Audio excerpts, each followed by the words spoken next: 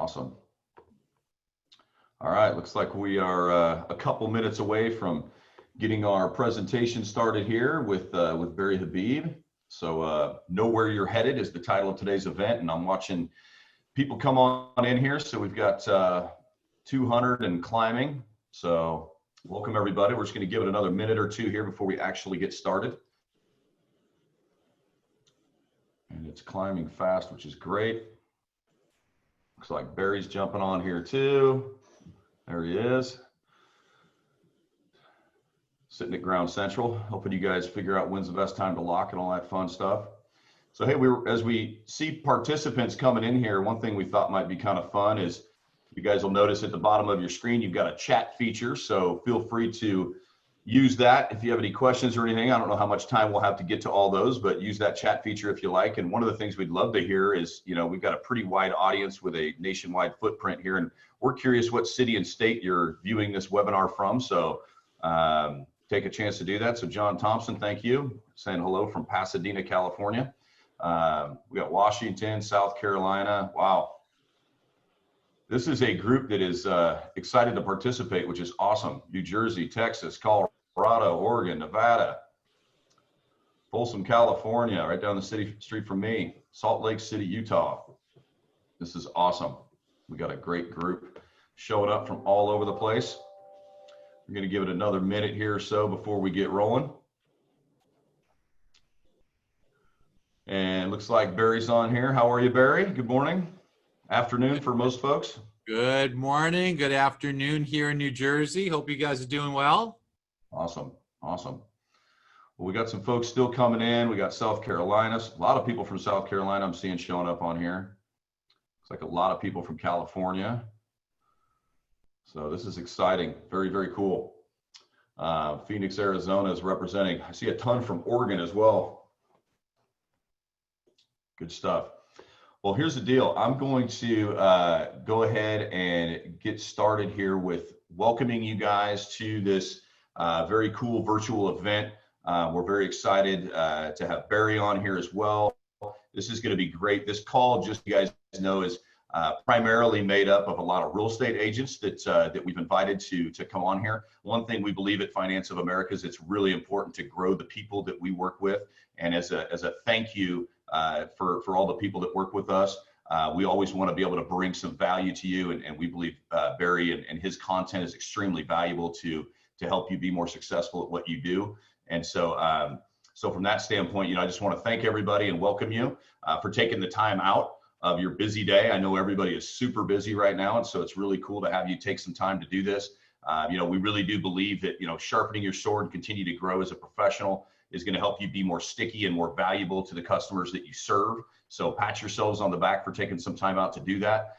We really do believe the more valuable you become, the more likely your customers will stay with you for life. And so with that being said, I do want to go ahead and introduce our speaker for today. So many of you may know Barry Habib, but he's an American entrepreneur and frequent media resource for the mortgage and housing, for his mortgage and housing expertise.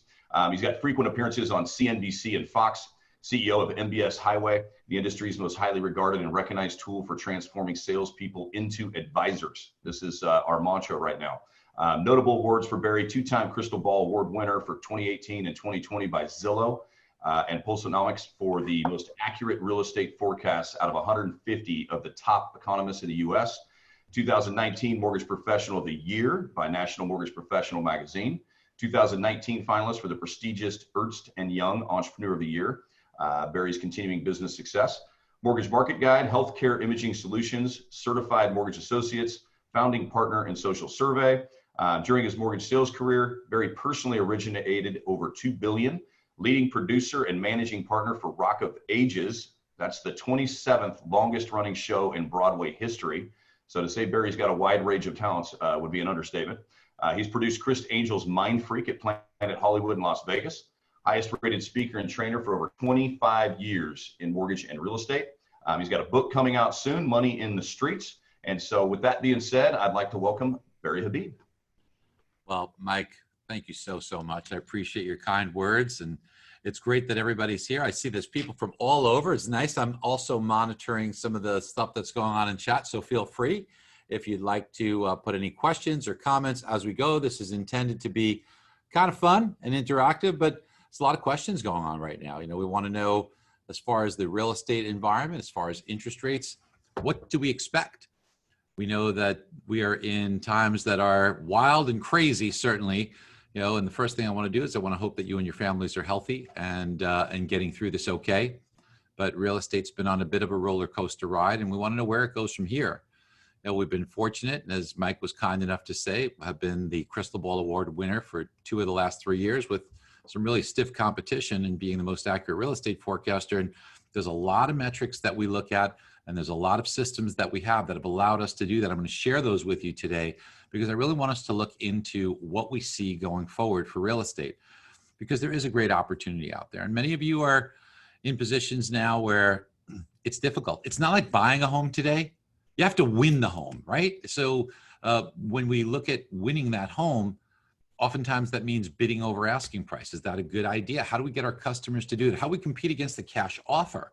So all of these things, and then our customers, some of them might sit on the side and say, hey, I think interest rates are going lower. Maybe I'll wait. There's a cost for that. There's a cost for waiting that they don't realize. And how many of you have taken people out and you've shown them properties, and because of tight inventory, they couldn't find something. So they kind of throw in the towel and says, hey, maybe we'll come back in 6 months.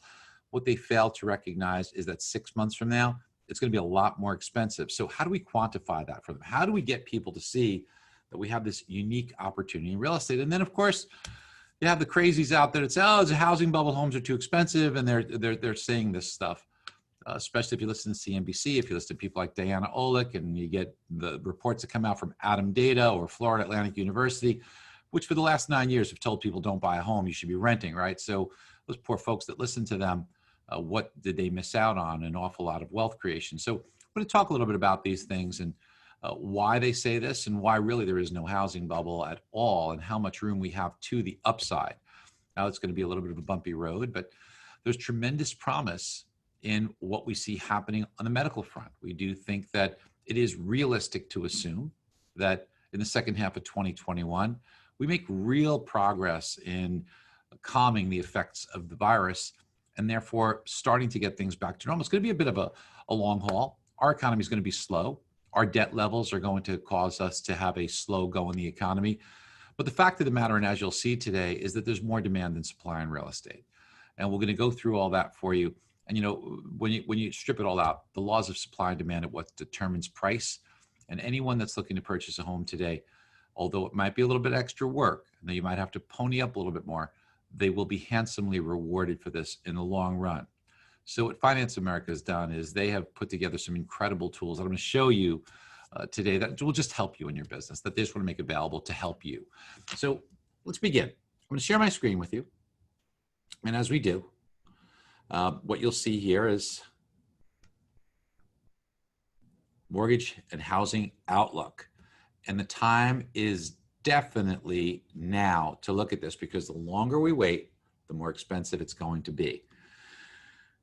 Let's take a look at some demographics first. And listen, demographics is an important thing. In fact, the matter is men and women are both waiting longer before they get married. This is an important thing to monitor because, in the 60s, it was not uncommon for people to be getting married at 20. Today, it's more like 30 years old before you get married. So why is that important?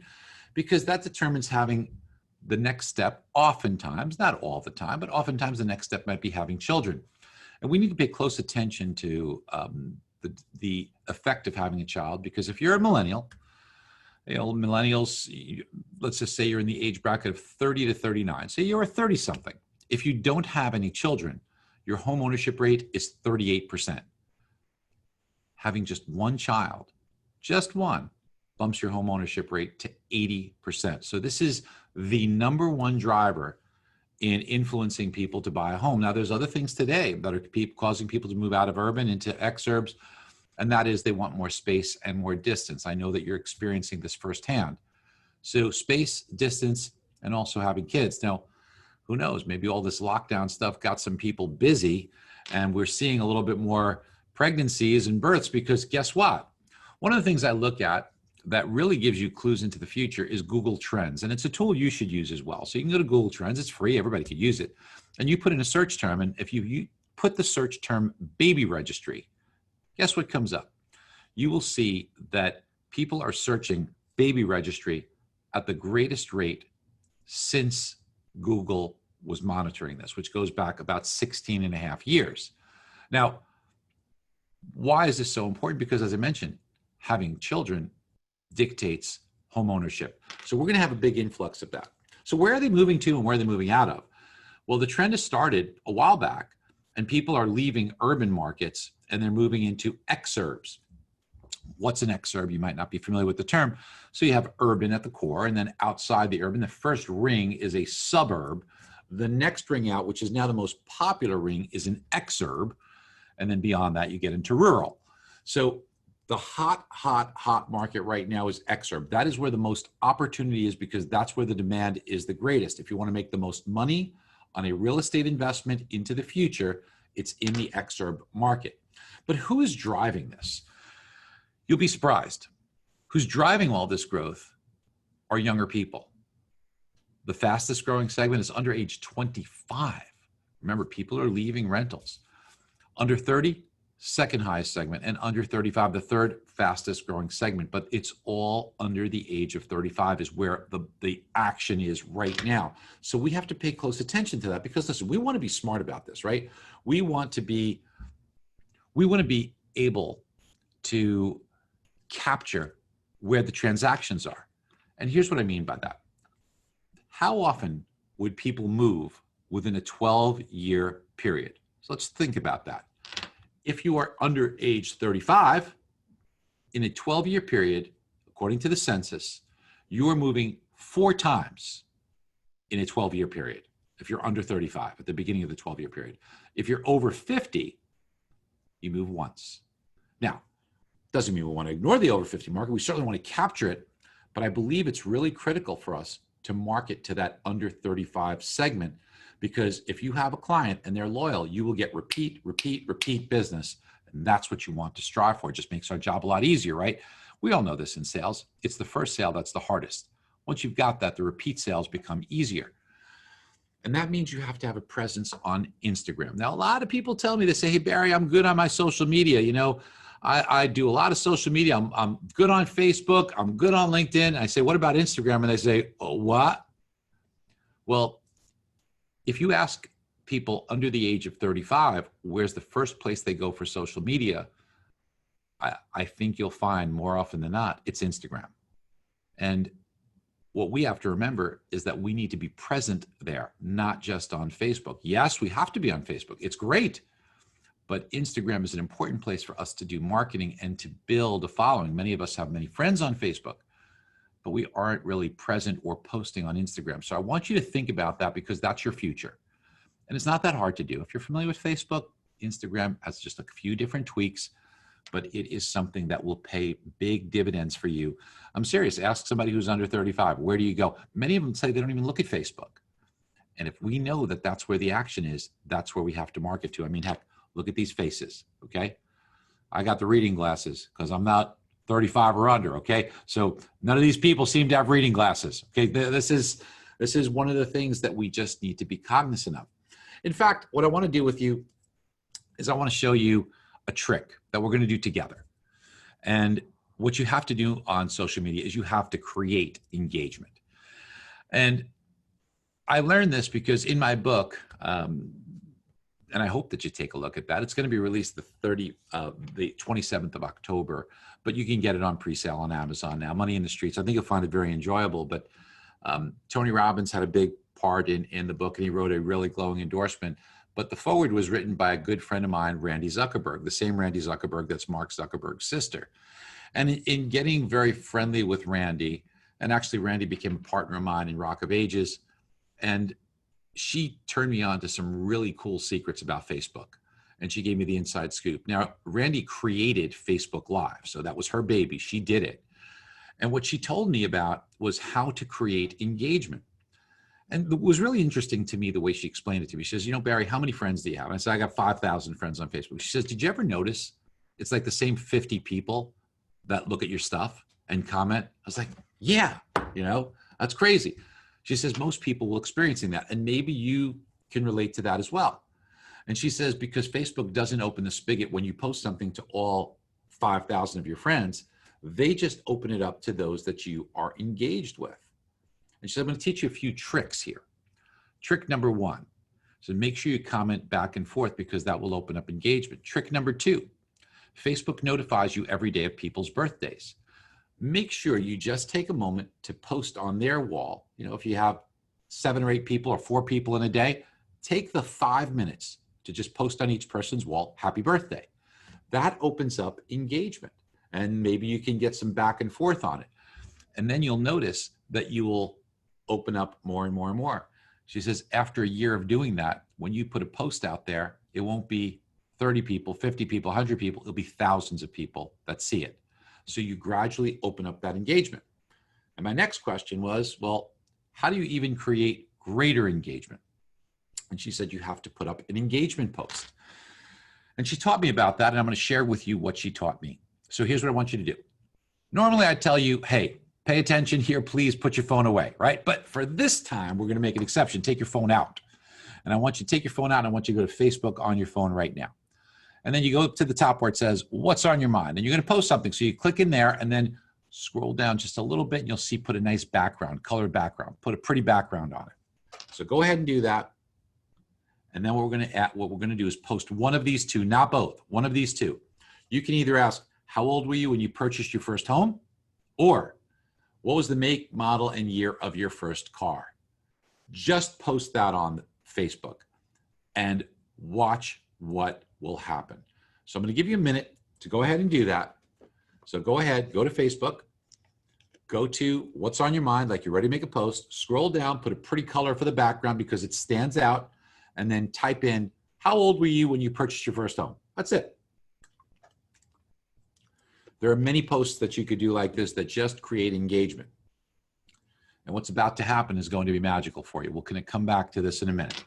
So I'm just going to give you a few more seconds to complete that.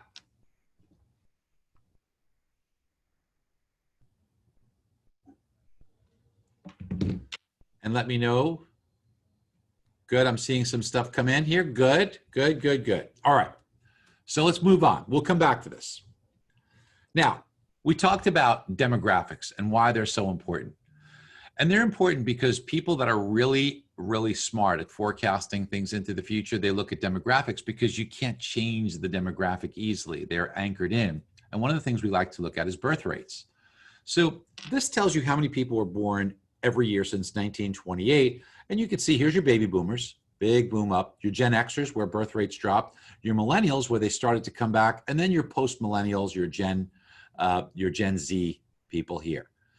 Now, when we take a look at this and we say, okay, what's the median age of a first-time home buyer? You might know this. By the way, somebody's asking a question, does the color matter? No, any color you like. So when you take a look at the first-time home buyer, do you folks know what the median age of a first-time home buyer is? I'm just curious if you guys know what the median age, according to Zillow, they did a survey, what the median age of a first-time home buyer is. Some things are coming in there. All good, good, good. Somebody nailed it. I want to say, Frank, you nailed it. You're right. Many of you are very close. The answer, 33 years old. That's the median. That means half the people are first-time home buyers above 33, half the people below 33. So 33. So when you take a look at today's first-time home buyer and you want to find out when were they born, well, let's do a quick math. 33 years before today means that they were born in 1986 or 1987, depending on when their birthday was. That means they were born on the chart. Whoops, sorry about that. We'll bring that back. On the chart right here. Now notice the chart. If you were looking at this, I want you to put your thinking cap on, just as somebody who's going to try to forecast the future. What can we expect over the next 5 years? Do you notice a pattern here? It looks like a staircase. Birth rates went up in 87, 88, 89, 90, 91. They kept going up, which means that in 2021, 2022, 23, 24, 25, all those years, the amount of first-time home buyers are going to increase, increase, increase, increase, increase. Doesn't fall off a cliff either. The levels that we'll have will be about the highest levels in the history of our country, even after this peak here. and the short drop. But all of the future years are greater than where we are today. So if you think there's a lot of first-time home buyers today, it's going to constantly be higher than this, and especially in the next 5 years. So what do you think that does to inventory? It's going to put a tremendous amount of pressure on inventory, because first-time home buyers, they do something interesting to the market. A first-time home buyer takes a home out of inventory when they buy it, but they don't have a home to sell, so they don't replace inventory. Let's remember that. It's different than a move-up buyer, because a move-up buyer buys but sells, so inventory remains constant. A first-time home buyer depletes inventory. And with this flood of first-time home buyers that we're going to see over the next 5 years, if you think inventory is tight now, just wait. Okay. I'd like to kind of give you a point of reference here, because this is such an interesting thing about this. And the interesting thing is that demographics are such a great tool for us. They did forecast the housing bubble, by the way. The reason we were able to forecast the housing bubble is looking at the same information I'm showing you right now. I'm taking you kind of behind the curtain here and showing you what we're looking at. So I think we'd all agree that the housing bubble really started to show signs in 2006. So 2006, who's good at math here? If you were a first-time home buyer, age 33, in 2006, when were you born? The answer, 1973, right here, 1973. Now, do you notice something here? If you take a look at this, there's a huge drop in birth rates in 1973. Why? Why did birth rates drop so much in 1973? I'll tell you why. Because in January of 1973, something happened. Do you want to guess as to what it is? Boy, I got to tell you, Kristen, you're pretty good. Kristen nailed it right away. And there's some other good ones, but yes, many of you know. By the way, all of the answers I'm seeing come up, they're all good thoughts. Somebody said birth control. Well, birth control was right here in 1960, and you could see the effect of birth control. But this next big drop was what many of you are getting, and that's Roe versus Wade. So abortions become legal, birth rates drop dramatically, and then guess what happens? 33 years later, you have a housing bubble. This is what caused the housing bubble. How did it cause the housing bubble? Let me show you. You see, if you take a look at this next chart, the blue bars are households being formed. What do we mean by that? That means somebody leaves mommy and daddy and they go out and they get their own place. They form a household. The gold bars, that's builders putting up homes to meet that demand. And what you'll notice here is kind of close in 2002, 3, 4, 5. But wait a second, in 2006, exactly 33 years after abortion became legal, look at what happened to birth rates. And by the way, team, it's a hand in glove. If you look at the birth rates and then look at the household formations 33 years later, it matches exactly. But builders, many of them, did not look at the demographics like we did, and they paid no mind to it. They thought the party was going to continue. They did not realize that there was about to be a huge shortfall in available buyers. And what you have here is a period of time where there was a lot more homes than buyers, and that caused an imbalance. Pricing dropped dramatically, the market crashed, and it took some time for things to turn around. And as things turned around, we now have the reverse. We have more households being formed than builders are putting up. If you want to understand why there is a lack of inventory right now, this is the reason. Simply more households being formed than builders are putting up. And team, look at this. It fits like a hand in glove. Here, look at this pattern, right? Goes here, down, and up. And look at this pattern. Here, down, and up. Same exact thing. Why? Because these people are born. They're coming. You can't stop them, okay? It has to happen. Now, what do we know for the future? Where are we now? And where will we be in the next few years? Well, we know that over the next few years, this blue bar is going to go up, up, up.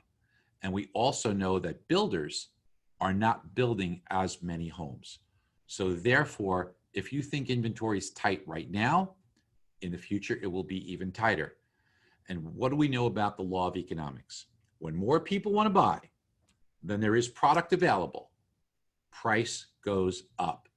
This is important for us to understand, because your customer is going to look at you as their advisor and say, listen, should I buy this home? You know, should I chase it? Should I bid up? What do you say? Yeah, sure, market's good. Or do you show them real information like Finance of America is putting out for you here so that your Finance of America loan professional can show them this and say, this is what you need to be looking at because into the future, prices have to go up. Now, while we talk about demand going up, what about building? So are builders going to go crazy?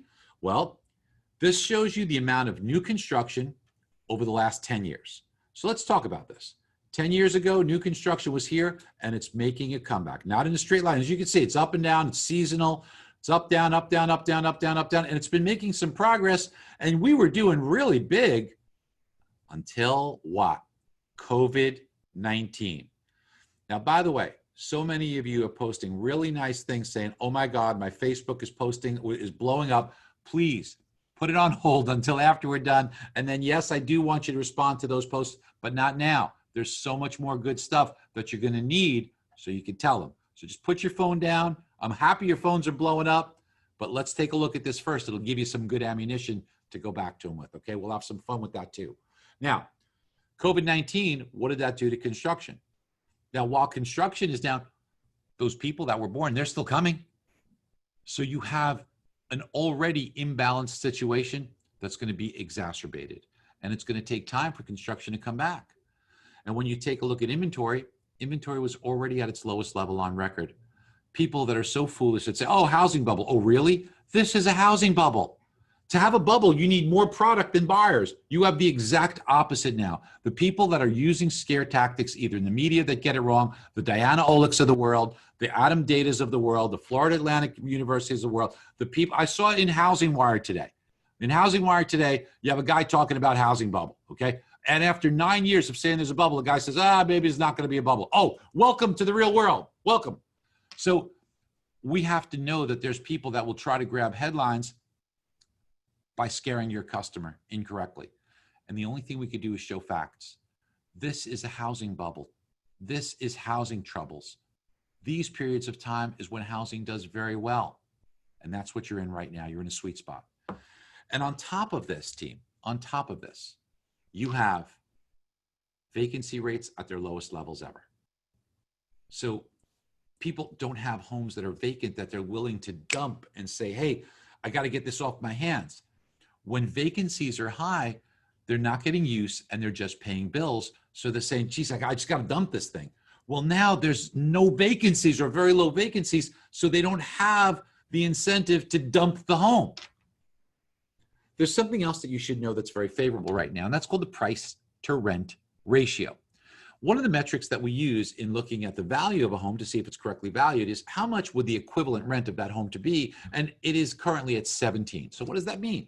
It means the price of a home is 17 times the rental equivalent on an annual basis. Here's what I mean. If the rent's $1,000 a month, you take 12 months of that, so that's $12,000 a year. 12,000 times 17 is $194,000. That's about the value of that home.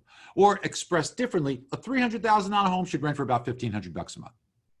And what that tells us is that there's about a 17 to 1 price to rent ratio.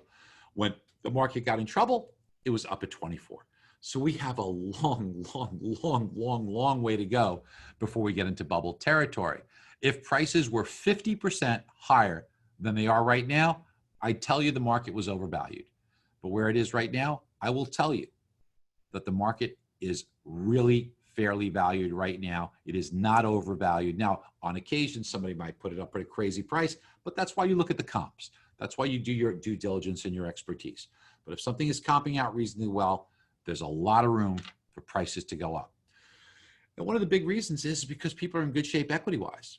Do you remember back in 2010 when the term upside down was a big one? And for those of you that may not be familiar, upside down means that you owe more on your mortgage than the value of your home. The reason why that was such a problem is because 25.5% of homes, over 25%, were upside down.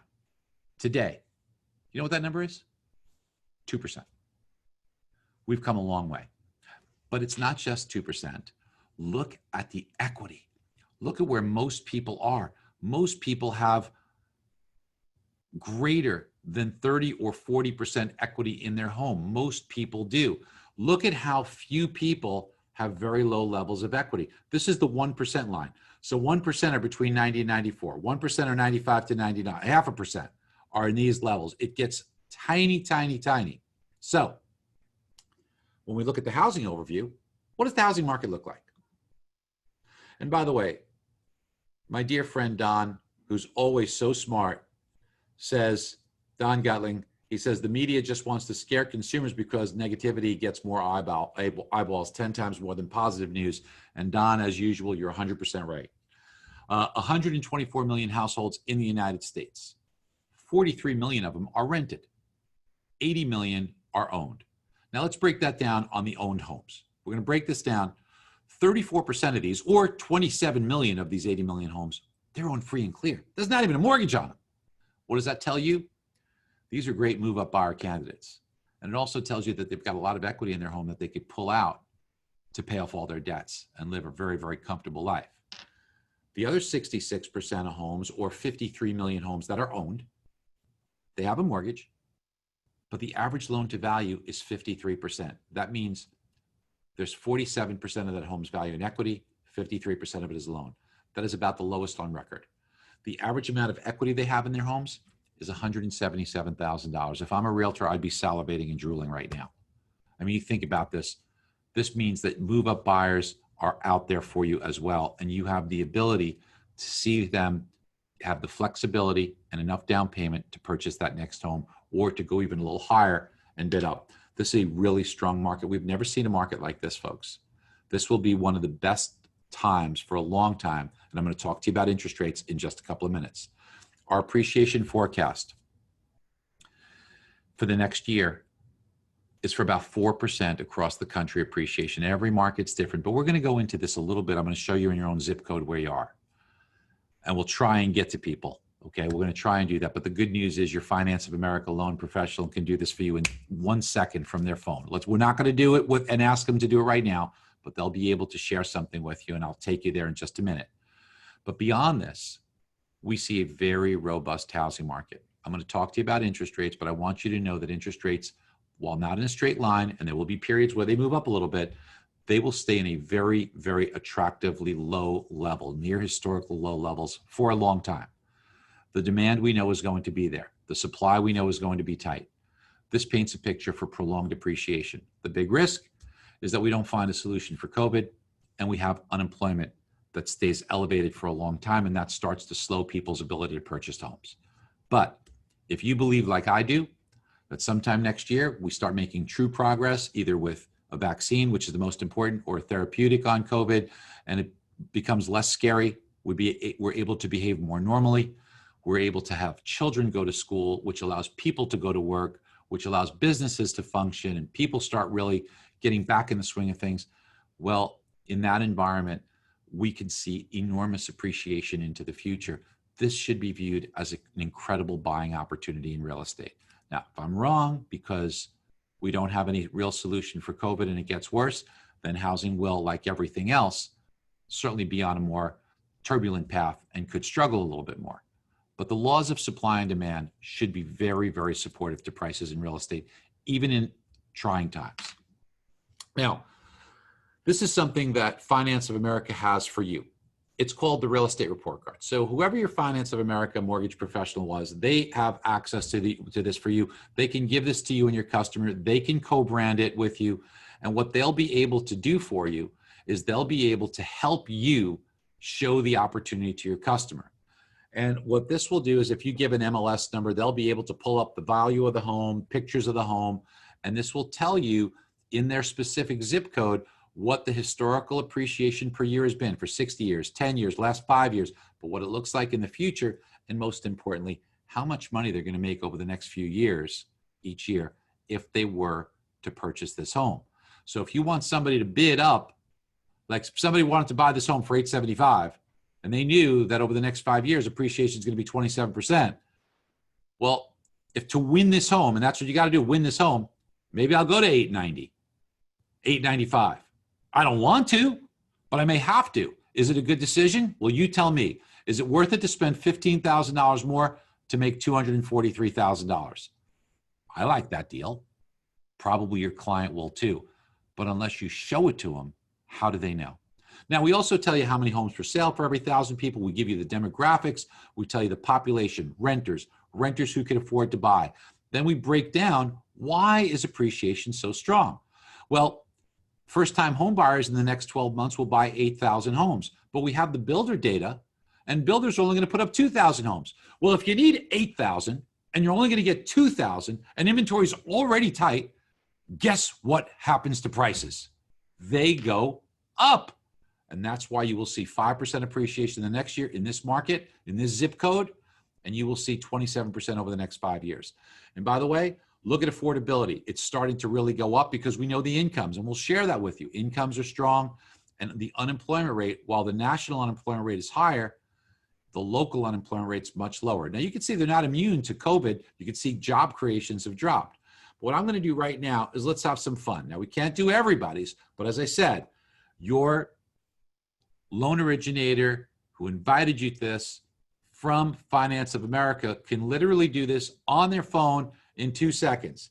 And congratulations to you guys who are able to anticipate what I'm going to ask before I ask it, because you're all putting in your zip codes. I'm trying to catch up here. 63127 was the first one I saw. So let's put it in 63127. I'm just going to give you a quick look here.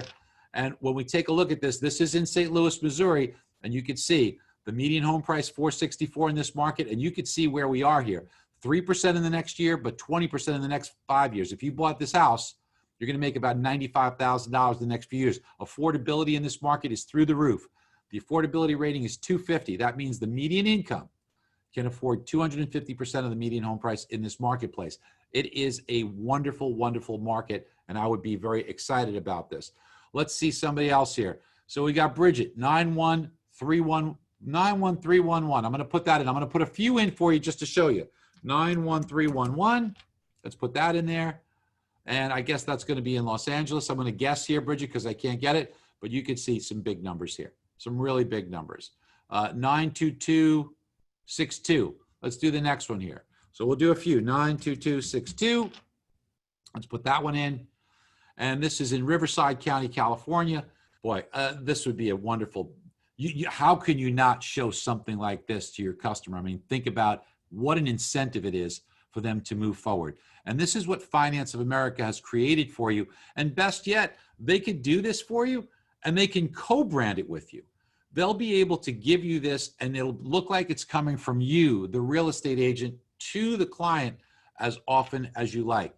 So what I want to show you too, we'll do one or two more just because I want to try and be sensitive to everybody here, but there's hundreds of them coming in. So forgive me, 54115.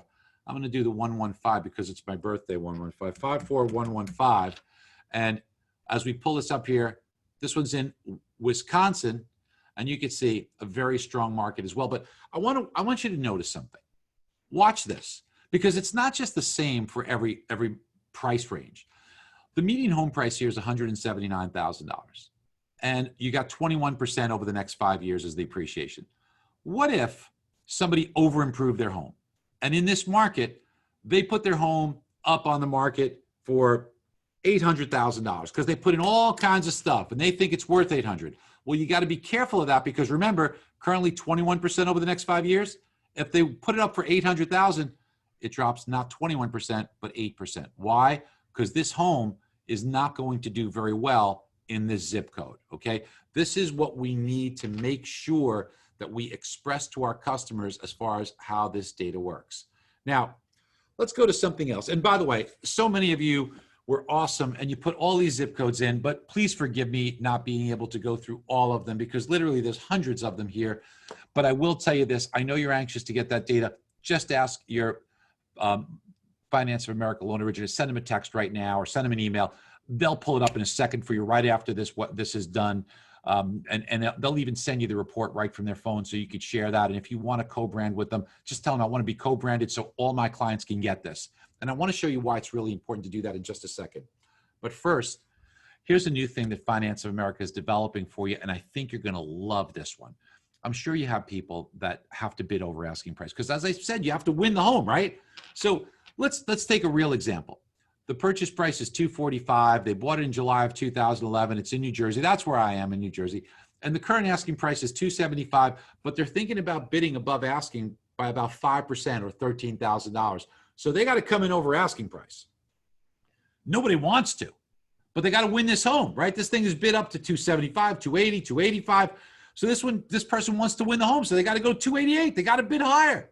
Is it smart? Do we get caught up in the emotion, or is it a smart decision? And here's what we do for you. We show you, here's based on the asking price. Here's the AVM value. Here's where they bought it from. Here's how it's appreciating to give you some sense of where the price is going historically. Here's your percentage above asking price. And then here's the big question. How long will it take me to recover that extra $13,000 or $14,000 that I'm bidding over asking price? Because that's what your customer wants to know. Maybe they'll do it, but they just want to know they're not left holding the bag. Do I bid over asking price and then it falls apart and I look like a fool, or is it worthwhile? And here's your answer. Based upon the AVM value or based upon forecasted appreciation, sometime between May of 2021 and July of 2021, the value of the home will go above what you're bidding over asking price. So maybe somebody might be willing to say, well, you know, here we are, we're in July. By the time I close, it's September. That's not so bad. I'll wait 7 or 8 months and then I made up that difference. That's great. I got the home I wanted. Yeah, let's bid over asking price. This is something your Finance of America professional will help you with. Look for this to be new from them for over the next 30, 45 days. They will have this in your hand. I believe this will happen in the next 30 days, but please stay in touch with them because this is going to make you a lot of money. Now, here's something else that you could do. A valuation that Finance of America will do for you. This is also going to be available with that tool in the next few days where you could pull up based on any address, a market valuation for yourself. So this will help you, help your customer. And you know where else it helps you too? On your listing appointments. How many times you go to a listing appointment and man, the seller's view of what the home is going to be valued at can be unrealistic. And it's sensitive for you because you got competition that is saying, oh, I can get you more for it. And you've got the seller who thinks it's worth more, but you know darn well that if you go too crazy above the market, it's not going to move very quickly and it's going to make it difficult for you. Well, why not literally in a few seconds, ask your Finance of America professional to be able to help you, and they will do that for you. Look for this in the next 30 days. I think it's going to be huge for you. Now, if you want to, on your own website, if you like that tool where you put the zip code in anywhere and it gives you that information, if you want that to be on your website to drive traffic to your website, then right now what you've got to do is tell your Finance of America professional that you want it, and they can give it to you. Because what they'll do is they'll put a widget on your website just like this. They'll give you the code. Your developer puts it on there. You can have it tomorrow if you want. And that'll be on your website where you can have that tool. You could drive traffic to your website. You can tell everyone, hey, just go to my website if you want to know what the home's appreciation is going to look like. Just like you were all putting in your zip codes, everybody's interested in this. And it'll drive traffic to you. Just hit your Finance of America loan professional right now and tell them you want this on your website. And they'll put this widget on there and they'll do it for you. It's in their real estate section of MBS Highway. Now, open houses are really important. You know this, but sometimes people are hesitant. So this can be printed out, but it can be sent digitally. It can be sent by text, but it's not your ordinary open house. So Finance of America realizes that people need to be explained the opportunity that's out there. So what do we show them? We show them the cost of waiting. Hey, what if I didn't find a home and I looked for 2 or 3 days and I'm a little tired? I say, I'll come back in 6 months. Well, what I want you to tell them as the real estate agent is say, hey, Mr. or Ms. Client, you might wait for 6 months, but the market's not going to stand still. Let me show you what the market will do over the next 6 months. And what you will do is you will see the current value, what the appreciation is specific to that zip code, and you'll have the appreciation level. And then what you could do is show them what the difference in monthly payment would be, how much more money they need to borrow, how much they'd lose in appreciation, how much they'd lose in amortization. In this particular case, it looks like $12,000. So you sure you want to wait 6 months and lose $12,000? That's $2,000 a month. Or would you like to keep looking?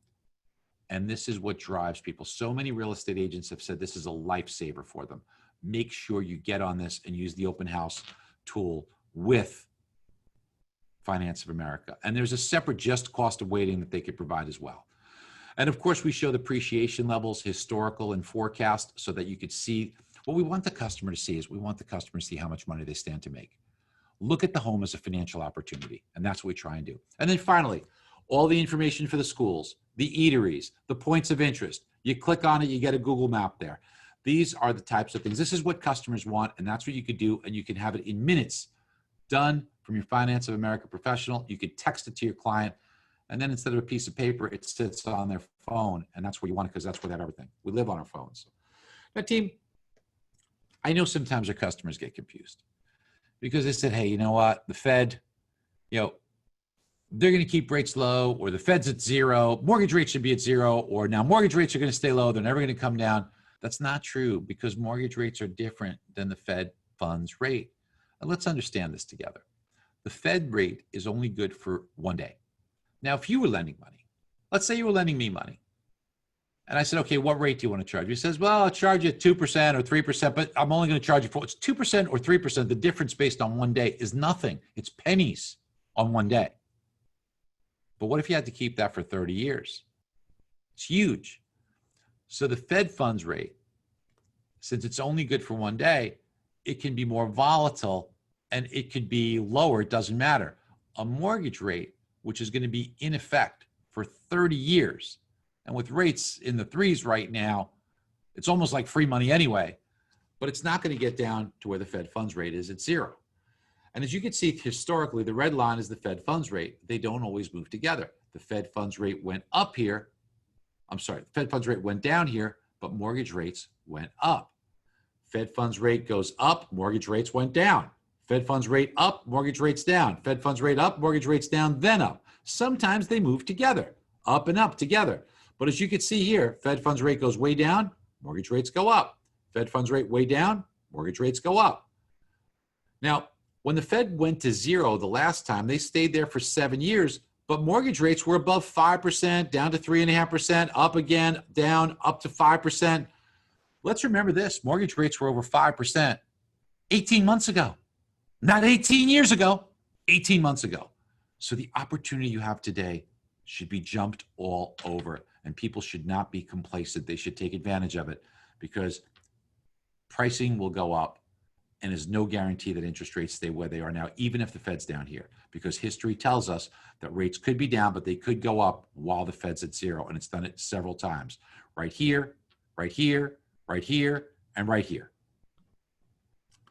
Now, many of you know this, and I know the folks at Finance of America know this, but I made some really good calls on interest rates and on the recession. So we entered a recession in February 2020. That was before COVID. I had forecast that back in 2018. I said it's going to happen in early 2020, and sure enough, it did.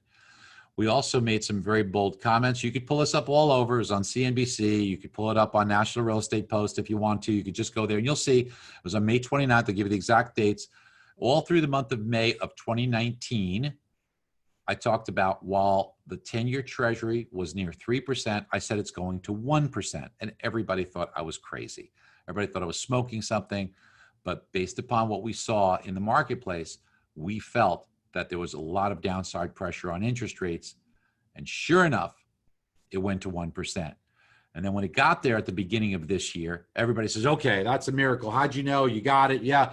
But now where's it going? And they had me come on different networks, CNBC, Fox, all over. And then if you saw the Fox segment that I did, I went on there and they said, okay, so the 10-year dropped below 1%, what you said, but now where's it going? I said, I think that the 10-year is going to drop to 0.5%. And if you watch the clip, they're screaming like, no, I want to debate you on that. That'll never happen. Well, 2 days later, guess where it went? It not only went to 0.5, but it went to 0.31%. What I'm telling you right now is that there will be periods of time where rates bump up a little bit, but I believe the 10-year Treasury goes back down to 0.5%. I believe that it goes even further below that. And I think that mortgage rates are going to more than likely hit even lower levels, although it won't be in a straight line. Here's the thing you have to remember about mortgage rates and why they're different, because mortgage rates have a capacity issue right now. And with capacity being so tight, so many refinances out there, there isn't a lot of incentive to lower rates even further because you can't handle the volume that's already going on. So they're not going to move as quickly, but they should be under pressure to be lower. Now, if we don't get a vaccine, please pay close attention to this. It's a very important concept for you to understand. If we don't get a vaccine and the unemployment rate persists at very high levels, we will see treasuries go down. The Fed will stay very low at zero, maybe beneath the zero. The 30-year long bond, currently at 1.3%, will probably go to 0.75% or lower. All those things will go low, low, low, low, low. But mortgage rates, if unemployment remains persistently high because we don't have a vaccine in most of 2021, mortgage rates, because it'll become riskier because of high unemployment, will go up. And many people will not understand this concept. They will say, oh, we always see when treasuries go down, mortgage rates go up. Yes, but in that unusual circumstance, risk will be included in the mortgage rate because many people will be unemployed and it'll be riskier for them to make their payments. So let's hope we get a vaccine, because that will keep interest rates down for a very long time. All right, let's see how we did. So now, yeah, somebody's saying about COVID. COVID in December 2019. Yeah, you're right. It happened in China, not in the US, and it didn't drive us into recession. It was not affecting our economy in February. There was no lockdown. There was no shutdown. So while I appreciate the technical explanation on that, it had no impact on our economy. The stock market reached its plateau of highs, which we have yet to eclipse, and the economy was rip-roaring at that time. So tell me, how'd you do? Tell me how you do. I'm hearing crazy number of responses, 9 comments, 8 hits, 30 was somebody said before was blowing up, 6 so far. That's okay. 13. All you folks, it's great. That's great. 25. So 16, great responses. But listen, when was the last time you posted something and a half hour later? 21, 25, 32. That's great, team. So now you know the secret. This is exactly what we need to do. 30, 24. By the way, I got 11 and barely use Facebook. 50. Good for you, Janelle. Now, what you'll be seeing, team, is this will continue to grow. Now, what I want you to do is make sure you comment back. Wait till this is over and make sure you comment back. So, folks, I'm just going to close with this. Money in the Streets, take a look at it on Amazon. I promise you this. Not only will it be a very enjoyable and entertaining read, and an inspirational read, because it will be inspiring for you, but it will help you identify the opportunities that people are missing. It will help you if you're going through a bad time or a tough time, and let's face it, we all do, right? It'll help you get out of it. And if you're going through a great time, it'll help you maximize it. So I hope that you go on Amazon. I hope you take a look at it, and I hope you put a pre-order in for Money in the Streets. So what I'm going to do is, Mike, I'm going to turn it back over to you. And we did leave about 10 minutes here. And by the way, God bless you guys, and thank you for your very, very sweet and kind comments that I've been seeing on here. You are so nice. Thank you so much. So I hope that you've enjoyed our time together, but I'm still here. We have about 10 minutes left. And Mike, if you'd like to ask for any questions, or if you have any questions, I'm here for you. And I want to be respectful of everybody's time and finish up correctly, but I wanted to make sure we had. And thank you so much. You know, Elise and Julie and Valentina, you guys are so great. Mac, thank you. Thank you. You guys are so kind. All of you folks, I can't even get to all the names, but know that a heartfelt thank you, because it means so much to me that you guys are so kind. Very cool. That's fantastic, Barry. And I know there's been some questions going on. I know Katrina and Melissa have been answering a lot of those in the background, which is great. I think probably one of the biggest questions people have asked is, how do I get a copy of this presentation, et cetera? Just to let you guys know, this is being recorded. We will make sure that all the Finance of America people that invited you guys onto this will have a copy of that for them to share, which would be great as well. As we sit here, Barry, you can see on this chat, I mean, just you knocked it out of the park. This is such important information for us to have at this time, where there's just so much volatility in our country and the world, is particularly in the real estate market. So thank you so much for giving us some insight on what's coming down the pipe. You know, in addition, at the beginning of this, as I mentioned, we have many real estate professionals that have joined this webinar. I know we also have a lot of mortgage advisors from different companies that are on here. And one of the things I wanted to make sure that you folks know is that the MBS Highway tool is one of many tools that Finance of America provides to our loan advisors. But, you know, I would say that this is probably one of the easiest and most applicable tools for a mortgage advisor and a realtor to really create value for your customer right now. The tools that Barry showed, when you look at the market analysis, the open house tools, this is valuable information that, quite frankly, is absolutely necessary for you as a referral-based realtor or loan officer. You've got to be able to provide value, because the Redfins of the world, the Quickens of the world, they don't think that you matter in this world anymore. And Barry and I and the rest of our industry do think that professional experience with an advisor that has these types of tools is absolutely necessary to your longevity and success in this business. So once again, if you're a loan officer looking to be part of a forward-thinking, innovative, sales-centric organization with the financial backing to withstand the turbulent times that we've seen recently, please head over to our website, Join FAM today, or reach out to a Finance of America branch near you or whoever invited you to this call, and we'd love to talk with you about your future. With that being said, once again, Barry, thank you so much for your time today. Thank you for your insight. We've just really appreciated the partnership we've had with you over the years. We consider you one of our honorary family members, of course, here, and we look forward to the next time that we get to engage together. Any final words for you, Barry? Well, a couple of things. So first of all, a big thank you to everybody who took your valuable time out today, because I know your time is precious. It's the only thing that we can't replace is time, right? So I did my best to try and make your time valuable. And the sweet comments on there, I'm telling you, you're gonna get me teared up here, because you guys are so nice to me. It touches me emotionally. Somebody I saw comment, do you have a favorite charity? So I'll tell you what I do. I know for some people it might be out of favor, but maybe I'm old fashioned, but what I always do is I always give to my local police department and my local hospitals. You know, that's what I do. I recently donated elevators to a local hospital, and I always try and do as many nice things for I bring them lunch every once in a while. I try and do nice things because, again, I know that for some people it's out of favor, but what I tell you is I believe they need our support now more than ever. So that's the things that I try and do. So thanks for asking about that one. And Be My Eyes, which I told people about in the past, is one of my favorites. If you want something that'll really make you feel good, go ahead and download the app, Be My Eyes. It will make you feel wonderful, because what will happen is if somebody's blind and they can't see and they need help, they reach out on that, and then you're able to answer that call and help them. Let me tell you something. That's better than winning the lottery when you are able to help somebody like that. It's just a wonderful feeling. So you should join in that joy, I should say, and then go ahead and download that app. That's awesome. Thanks so much, Barry, once again. And I think Katrina's got one more thing, but a comment on what you said there. One thing to stop and pause, and I love that you end all of your talks with giving back, Barry. I think that's what makes you such an engaging character, is that you've had a lot of success, but I know how much you give. You don't share it with everybody, but I know how much that is. And we have been so blessed this year when a lot of people have lost their jobs. A lot of people are struggling through things. We've had a whirlwind of business, which is such a huge opportunity for us to give back and to reach out. And so thanks for reminding people about paying it forward when things are going so well. And so, Katrina, did you have one more thing you want to follow up with?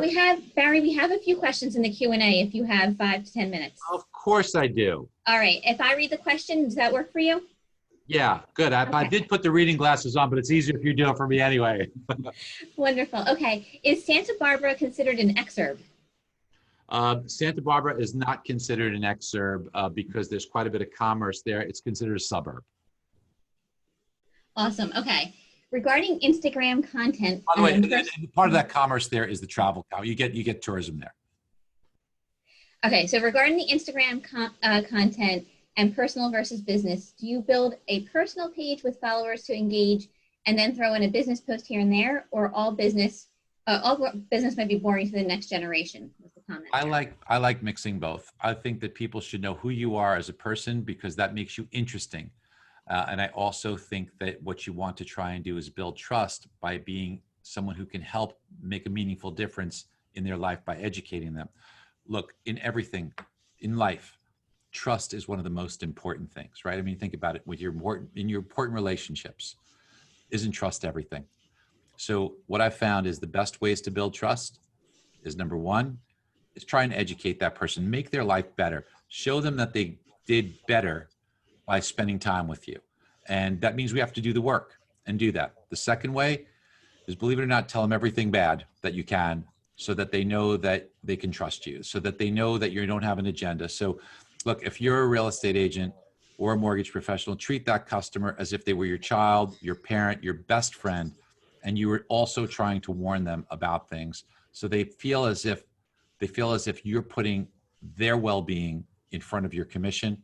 And I know that that's in your heart anyway, but by showing that, you build trust and a bond that just is beyond anything. And I'm not saying that you don't already do it. You probably do, but it's just a good reminder for all of us.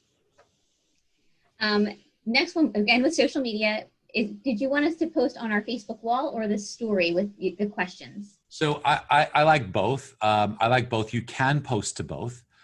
So I like doing both. The stories are what's really getting most of the activity now, but as you all know, the story goes away after a while, so the post endures. I think if you do both, it's probably a good idea. And remember, a little personal, a little business, it's a nice balance. So that was the next question. Do you post it on your personal Facebook page or your business Facebook page? I tend to like having one and post the same on both, because I think people should kind of be able to know, who you are and, what makes you you. That's what gives people an interest in you. Oh, they like the same things I do personally, but it's nice to know that they're a real professional and they understand the business side too. Wonderful. What do you think the next event to affect birth rate, raise it or lower it? And which direction will it push the rate, and what will the effect be on the market? It appears that when we opened up, we talked about the interest in baby registries are going. I don't know if this is, just people in lockdown. One or two things happened in lockdown, right? Either people got a little busy and we're going to see more births, or people decided, hey, I don't really like this person very much. And now you're going to see more homes needed, right? Because now you need 2 homes instead of 1. But I think there will be, as somebody put very correctly, and the always brilliant Bill Dallas. I'm so glad to see you on here. So Bill, special shout out to Bill, who's one of my heroes, by the way, and Steve Reich, who's a dear friend, who are on this. I just want to say, Bill, you nailed it again. Yes, it is the new baby boom. Okay, wonderful. Okay, I'm hoping someone is looking at the data. Sacramento Valley is building like crazy, so that's great. What do you say to the places where the median income doesn't lend itself to higher prices, since most loans are full documentation? Well, that kind of squares itself up over time. What you see happening there is, if you look at areas, for example, Southern California. So Southern California is expensive real estate. However, there are enough sheer numbers of people. Now, if you look at the homeownership rate is 50% or 49% or 51%, depending if you're looking at Riverside County, San Diego County, Los Angeles County. If you're looking at these areas, the homeownership rate is lower than the national average of 65.1%, but they still have a robust housing market, because even with lower numbers of homeownership, the population is so great that just sheer numbers and lack of inventory pushes home values higher. Wonderful. What about the 13% unemployment and growing, and the 8% of homeowners defaulting? So it's not 8% defaulting. Those are in forbearance. And if we don't get a vaccine and unemployment remains persistent, that is definitely something to look out for. And that's one of the things we talked about. But certainly when you look at the rate of unemployment, don't believe the numbers you're seeing. There's something that the media doesn't talk about, and you want to be the first on your block to understand this. It's called PUA, Pandemic Unemployment Assistance. So do you know right now, if you listen to the numbers this morning that came out, it said that 17 million people are receiving unemployment benefits that are continuing. What they didn't tell you is there's another 14 million people that are getting pandemic unemployment assistance. So that's almost 20% of the labor force. Now, some could be overlap, but the unemployment rate is nowhere near the 11% or even 12% that they admit. It's closer to 18, 19% is where the real unemployment rate is, which is why getting this virus under control, getting kids in school so people can go to work, so businesses can open, that's so important for us, because while we can stumble through this for a period of time, it will be tough if it persists for a long period of time. Next question.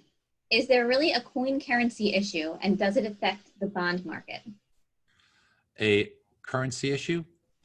I don't believe that there is a currency issue that we have right now. Some people do mistake digital money printing with money printing.